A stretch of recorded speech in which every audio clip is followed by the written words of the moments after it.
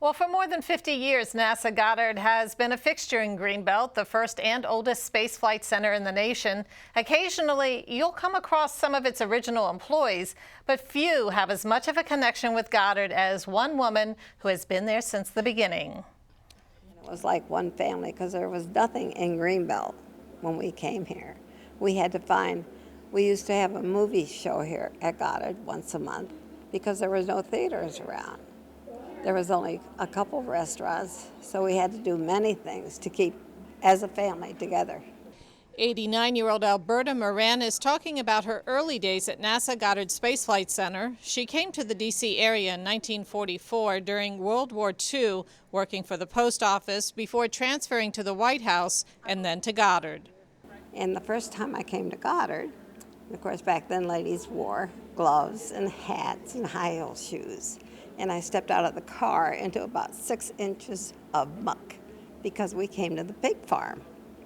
So we took 550 acres of the pig farm to start Goddard. When the space program was new, Moran got to meet many VIPs, including astronauts, actors, and famous authors. At the time, 90% of Goddard's employees were male, so Moran herself was somewhat of a novelty, ending up as the de facto model for staff photographers. We did have the group from Star Trek here. We had Leonard Nimoy, and he admitted that putting on the lab coats and going into our clean room, he felt more like an alien than he did on Star Trek. Moran worked for several decades as the international coordinator at Goddard before retiring in 1983. She then became a contractor with the space agency before returning 5 years ago to work at the visitor center. Over the years, she's seen a lot of changes. One of the most memorable was during the time of miniskirts and pantsuits. Well, we had projects with Bangladesh and several of the Middle East countries where women were not allowed in pantsuits. So I put a memorandum out about not wearing pantsuits. Given times have changed, how do you feel about that letter now? Well, it's still hanging on some of the doors at Goddard. Can you believe that?